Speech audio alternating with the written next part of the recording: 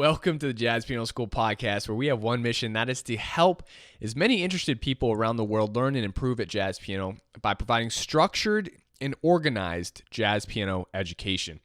I'm your host, as always, Brendan Lowe. Thank you so much for joining me in episode number 103. We're going to be going over modal interchange, reharm, and integration. So last week I went over modal interchange and the chords. I'm going to be talking about how to integrate these chords, the best uses for the certain individual types of chords that were found in modal interchange in our natural minor scale. And I'm going to kind of show you around how to use those in tunes and how I like to use them as well. So we got a lot of cool things coming up. The lab launch is coming up again, just to let you guys know. Go to jazzpianoschool.com/lab launch to get on that VIP list for the discount to our opening for the lab. This is going to be small upgrade formulas that are going to really kind of increase certain skill sets that you have in jazz piano. I mean, jazz piano, you have so many different things, right? Voicings, chords, improv, bebop, you're trying to learn so many different types of things. And this is what the lab is going to allow you to do, is if you want just two-hand comping, styles, progressions, setups, stuff like that, you can click on that upgrade formula. If you're looking to increase your bebop skills, your modern improv skills, anything you want, your reharm skills, you can click on that upgrade formula. And these are like small upgrade formulas you can go through in a week and just kind of instantly upgrade that particular skill set in your skill level styles, right? It's kind of upgrading, your points and weaknesses in like a video game or something like that. But that is what the lab is going to be. Again, jazzpianoschool.com/lab launch. If you're looking to get the audio version of the podcast, if you want to listen in your car, anything like that, you can go to our website, jazzpianoschool.com, or you can listen on iTunes or any other podcast provider. Okay, so with that being said, let's launch right into episode 103. So we talked about modal interchange in the last episode. And just to review the chords again, the chords are coming from our natural minor scale. Okay, so that's our C natural minor scale. So we're building chords from the natural minor scale. Our first chord is just a regular C minor 7 chord. Okay. Our second chord is going to be a minor 7 flat 5 chord. Our third chord is going to be, a E flat major 7 chord. Fourth chord is our F minor 7. Fifth chord is our G minor 7. Sixth chord is our A flat major 7. And our last chord is our dominant flat 7 chord. All right. So those are the chords we talked about. We talked about some different examples, when they're used, how they're used. And so what I'm going to do is just go a step further and kind of talk about the different ways that you're going to see these most often. Like I gave you some examples from tunes and things like that, but I want to tell you more about how you can kind of use them in your playing and your harmonies. Now, I think the most crucial part to understanding modal change actually is going to come more so for composition.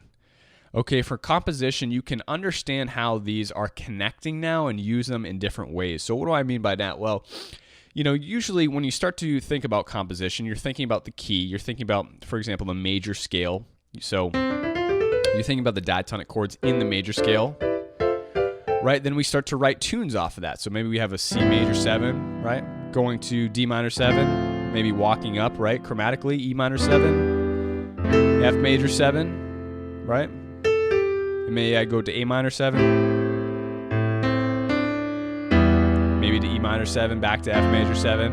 Anyway, we're using the chords diatonically from the key of C. Now, when we have knowledge of the way modal interchange works, we can start to borrow some of these new chords that we're kind of experimenting with and start to write tunes with those chords, right? So I'm not always going to be thinking diatonically anymore. I'm not going to be thinking about just the 7 chords within the key of C, right? So I might go C major 7 to D minor 7 to E minor 7 to F major 7. But now here, like I talked about last time, I can go to the 4 minor and then maybe back to E minor. Maybe I go to E flat major now,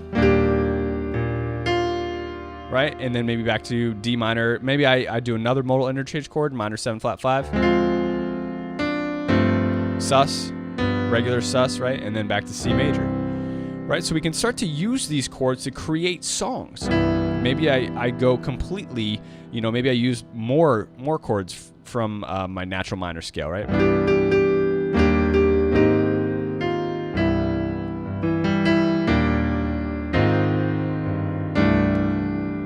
it's kind of, it sounds like more of an R&B beat chord progression right there. We have the C major 7 going to our flat 3 major 7 to our flat 6 major 7, right?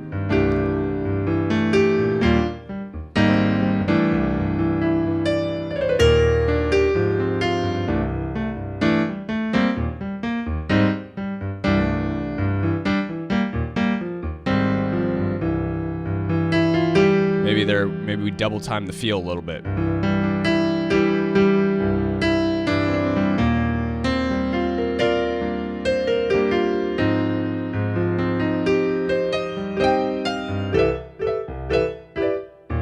Maybe we don't, right? So again, we can start to use these in a lot of different ways. And again, composition is a great thing for a lot of people looking to write tunes. You have more knowledge, you have more movements available to you, right? The flat 7 is a really nice sound with a sharp 11. I love adding that into the dominant sound.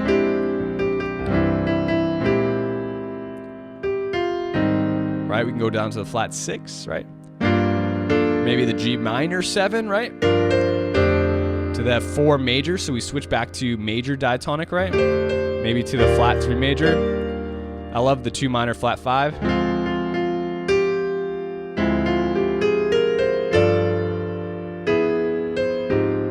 Right? So we have so many different types of movements we can start to use and construct amazing sounding tunes from these kinds of things. Now, again, I haven't gone into the other minor scales. I'm going to probably do that in the next episode. Again, Modal Interchange is it's a beast in itself, but just talking about some of the chords that we've used from last time, right? These are some of the things you can do, okay? So composition is definitely, I'd strongly urge you to explore, right? Explore the ways you can put all the harmonies together like I was just doing, and you're gonna write some great stuff, right? You're gonna write some great tunes just using the chords. You have 7 diatonic chords from major and the 7 diatonic chords from your natural minor scale as well, and you're gonna get some great stuff out of that, okay? So composition definitely. Now in tunes, for example, the composer wrote things and intended for things to sound a certain way. Now in jazz, obviously, we have a little bit of freedom. But there's obviously times where we can start to take, leeway on that and kind of add our own expression in, and that's no problem. I mean, it's completely up to you. I'm going to kind of show you some places where we can use the chords. And again, most of the times, the chords are going to be used in like intros and outros. But here's for my first example. For night and day, right? We already have a modal interchange chord of the minor 7 flat 5 going to the G7, going to the C major 7, ending on a major diatonic chord, right? Now, what if we play the A flat major 7 instead of the D minor 7 flat 5?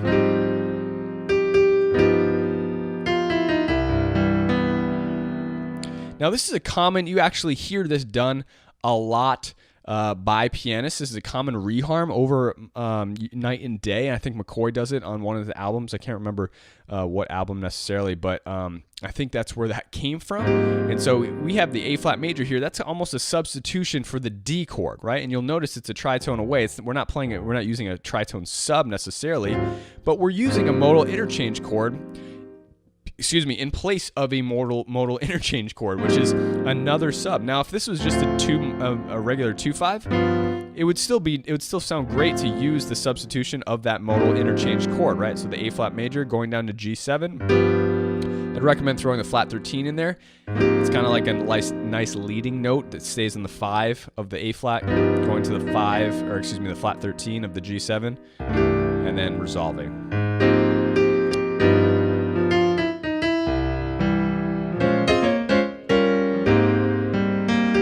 So that was a 2/5, right, with some drop 2s.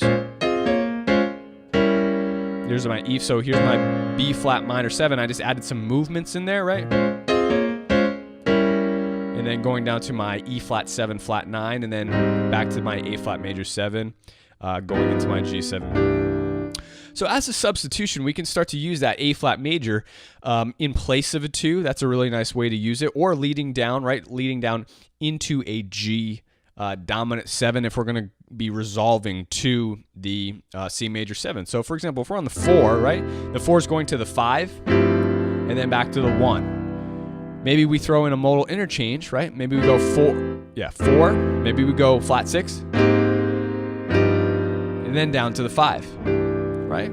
So anytime we have a 5 chord, we can kind of throw that A flat in major 7, that modal interchange chord. It leads very, very nicely down into the 5 chord. Maybe if we throw in our, well, I'm going to talk about that later, but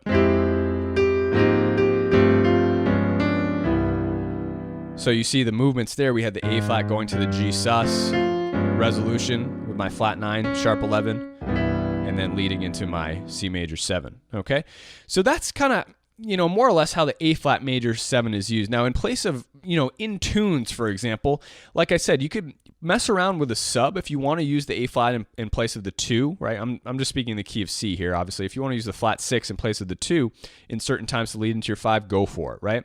I wouldn't necessarily just throw any of these modal interchange chords into certain situations where it doesn't really make sense theoretically, or kind of it's not really what the composer intended. So if we have like an E dominant 7, right, I wouldn't play a flat major there instead of that E dominant 7 chord, right?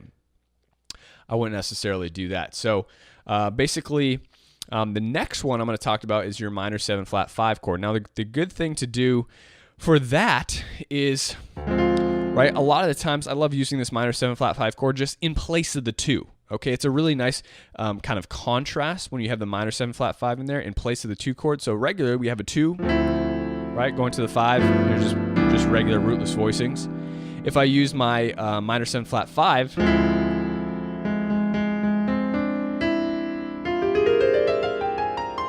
right, just a really beautiful sound. Right, so here's my minor 7 flat 5 going to my sus, resolution. So that's how I usually use the modal interchange for any sort of 2-5. I'll just replace the regular minor 7 chord with a minor 7 flat 5. I just sneak the flat 5 in there instead of having the natural 5 in there. Right, this is a very gospel sound. Right? Right, you have that minor 7 flat 5 2, then they go to the 5 here, or 1 over 5 rather.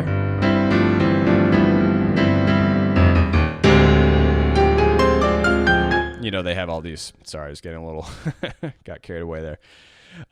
So that's kind of like a churchy sound you can get out of that as well. So that's another nice way to do, but it's a very subtle texture. Like you can use it, especially in ballads. It's really great if you have a 2-5, or if you're coming from a 4, maybe leading to 3, and someone's expecting to hear the 2, just a regular 2, right? Maybe that's when you throw in a minor 7 flat 5, right? So you have the 4, going to 3, and then you land on that minor 7 flat 5. Ooh, right? And it's one note. You're only changing one note. That's the greatest thing about it. And then you go right back into your diatonic major, right? You're with your G sus, relating into your G dominant, right? And then you resolve to your major 7. I mean, just a change of that one note is just like gives chills, right? That voicing right there. So we're using modal interchange in very subtle ways that are going to affect the harmonies. I mean, this is advanced stuff, guys, right? This is getting into really advanced stuff. You need to know how to use these subtly to really affect the harmonies and provoke emotion, right? This is how we move people through the music and write as well, okay? The 1 sus is a cool thing to use. I like to use this a lot, for different things. If we create a delayed resolution, and again, this is using our 5 minor 7, essentially creating a sus chord over the C. So what I'd really think about in terms of this is playing 1 sus, right? So any form of 1 sus resolving to the maybe 1 major or the 1 dominant.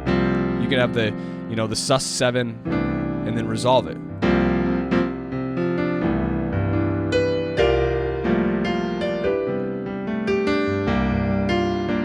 Whatever you want to do. I mean, and again, in certain situations, like obviously in a bebop tune, I probably wouldn't use this in Joy Spring, playing like the F sus. It's you have to kind of develop a relationship for these textures. I'm trying to explain the best form in use of these. So this is probably more of a church sound, or if you're writing, or if you're playing like more of a funk or R&B style beat.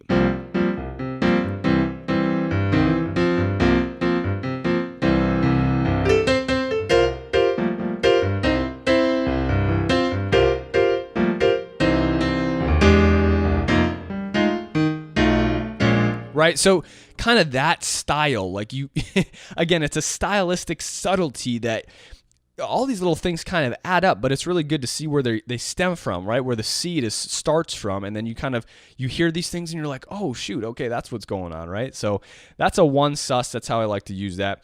The flat 7, again, the 1 sus, by the way, can use as a nice outro, right? So if you have let me see, if medium swing, let's say this is ending.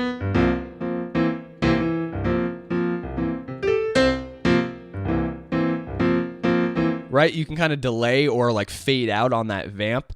A lot of these are really nice for intros and outros as well. The flat 7 is a really nice one. Again, this is kind of, you can obviously use this in writing a lot. You know, in any sort of combination that you want. The flat 7 dominant. I love adding the sharp 11 like I demonstrated in Christmas Time Is Here. It's a great ending, right, to use of your ending. So again, we have our ending times maybe on a ballad.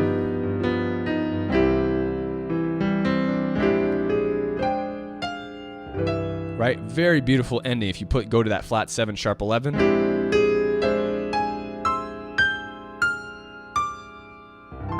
Right, and then end on the 1 chord, okay?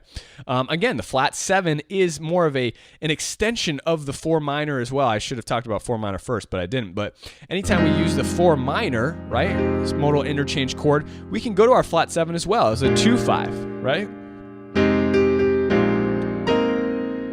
Just like the ladybird progression, right? Now, how would we actually like kind of use this to reharm a tune? Well, if we get to again, like a 1 chord, you can use it as just like a side slip, a side slip reharm movement. So let's say you have 2 measures on C, and you need some filler chords, right? You gotta put some movement chords in there. Obviously, we have certain types of walk-ups we can do, or stuff like that, or we can use the flat 7.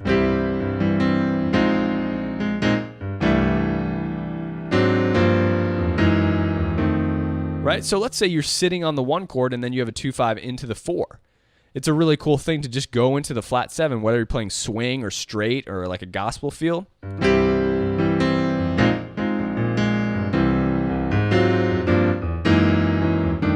Right, and then you go into your 4 chord or even swing. So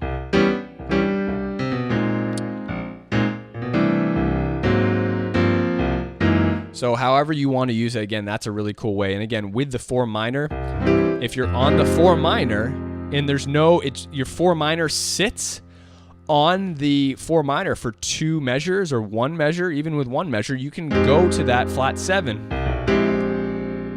You know, one of the, we play this song in church. I'm a music director at a church. And one of the songs we do is it goes up to, let me see. It goes up to the 4 major, okay? This is going to kind of relate to the 4 minor as well, so I might as well talk about the 4 minor.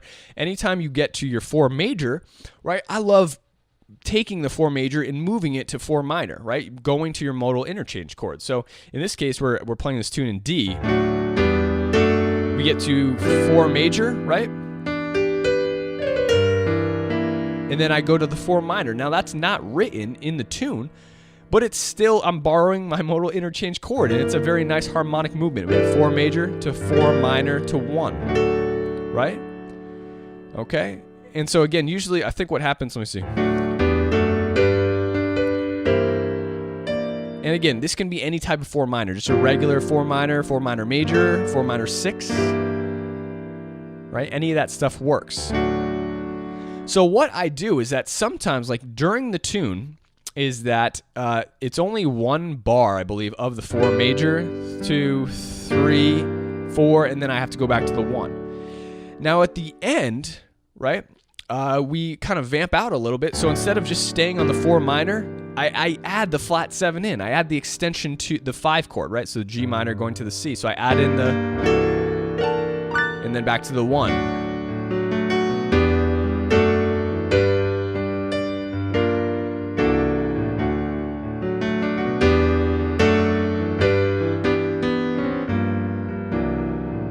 That rhythmically, that's not the exact song, but you start to get the idea there, right? So we have the 4 minor, then 1.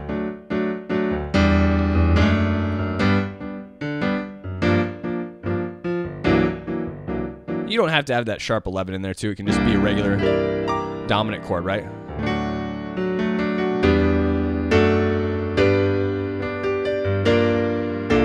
Now, one of the other things I love to do as well that kind of includes this is that instead of going to the 4 minor, you just go straight to the flat 7 sus, because essentially they're very similar harmonies, right? If I play my G minor 7 and I just switch the bass note, I'm still getting the sus chord, right? So 1, 2, 3, 4 major, right? Now I don't go to the 4 minor, I just go immediately to flat 7 sus. 4 major, flat 7 sus. People love this. I love this. I mean, that's an amazing sound.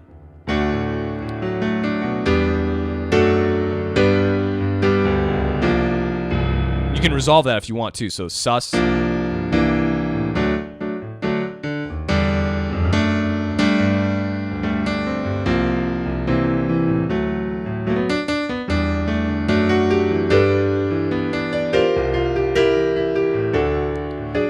Now in jazz, right, that's more of gospel church stuff or straight ahead R&B if you guys are playing any that style, right? Even in jazz, right, if we're swinging something, 4 major, right, you can resolve to that flat 7 there if you want.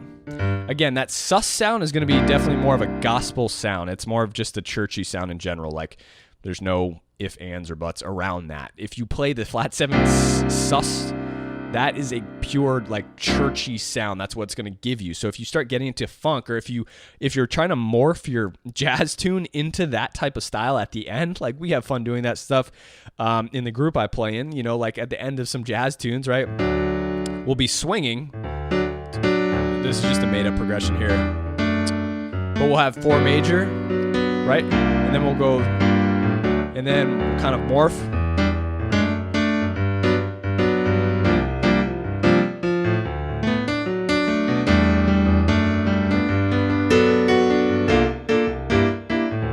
You know, so however you want to use it, it's that works. So the 4 minor, again, it can be used in a lot of different ways. You can take your 4 major, you can go right, I'm back in the key of C here.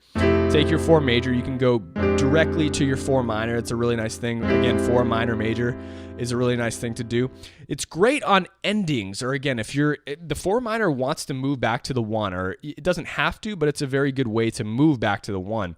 So if we have C major 7, we're sitting there for bar, I believe this is written into, I can't get started in the ballad. I can't remember off the top of my head though, but I think you're going to hear this a lot. Like when you get to the end of an A section before the bridge, if the 1 chord is sitting there for 2 full measures, or if it's 2 full measures, so 1, 2, maybe 1 measure, 1, 2, 3, 4. You'll see that written in, right? Just 1 full measure of the 1 chord. To get some movement in there, so you're not just sitting on there or just filling, right? You know, however you want to. You move to your 4 minor. It's a really pretty movement. So 1, 2, 3, 4, back to the 1. You hear that? And again, you can even throw in the extension, the flat 7. So 1, 2, like that, right? Okay. And again, the 4 minor, it's an amazing chord. It doesn't have to go from the 4 major 7. You don't have to be on the 4 major 7. I mean, you can go your 1 to 2 directly to 4 minor. You know, maybe, I don't know. I'm trying to think of some other progressions. I really like going from 4 minor to 5 sus flat 9.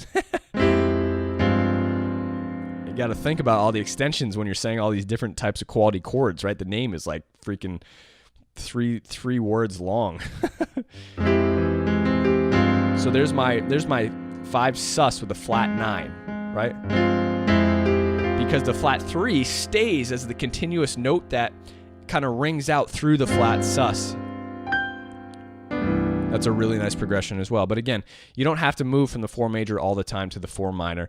And again, when reharming for reharming purposes, most of the time this is going to be used when you're just sitting on the 4 major. You can go to the 4 minor, right? Put some movement in there. If it's 2 bars of 4 major 7, maybe you add in the 4 minor just for a little bit of movement.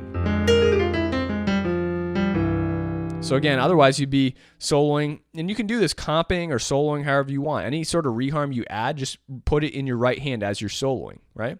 So again, for the example of night and day, instead of soloing over the minor 2 to the 5, you'd solo over A flat.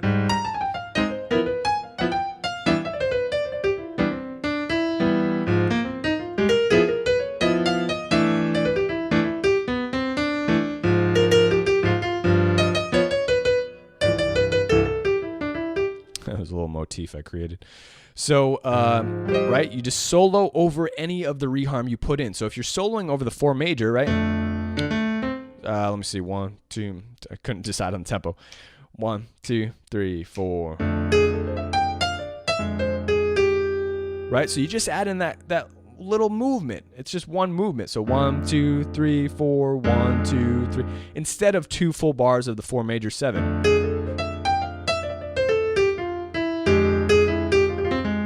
That was 4 bars, but you get the picture there. All right.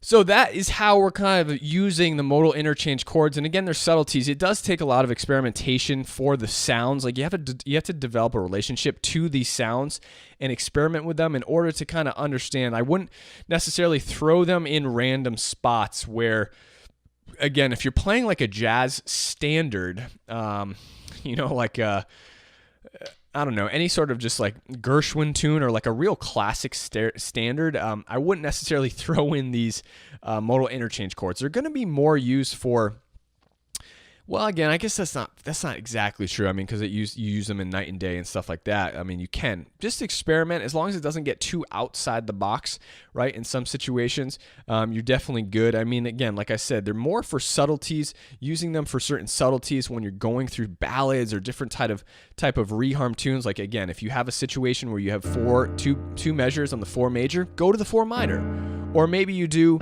4 major and then go to the flat 7. Right? That's a really cool thing to do. Or you could go 4 major, maybe flat 3 major if that's not getting too out for the standard, right? And then back to the 1. Who knows? So that is the materials there. We don't have any practice materials there. I would just encourage you for this episode to kind of experiment, right? Maybe write some tunes that use modal interchange, or you just try to put them in the different places in tunes where you think they might fit. Just experiment and see what happens. See what you like, see what you gravitate towards, and start to develop a relationship with these types of harmonies, right? Explore. Spend an hour, right? Just playing with the 1 sus, resolving, right? Spend an hour playing with a flat 7 sus. See what you can get out of it, and maybe solo over it, comp with it, use it in some different some progressions, right? Comp the progressions over and over. Write out some progressions of your own, how you use it. And again, it's all that type of material that you're going to start to develop a relationship and connection with these types of modal interchange chords, so that you can use them and implement them as a tool, right, as a learning and educational tool into different types of tunes that you're going to be playing, whether it's through the real book or with original compositions of others, and you'll really get to, get the most out of the modal interchange chords. Okay? I hope that was helpful, guys. Again, no materials for this episode, but I'll see you in the next one at episode 104. Have fun and happy practicing.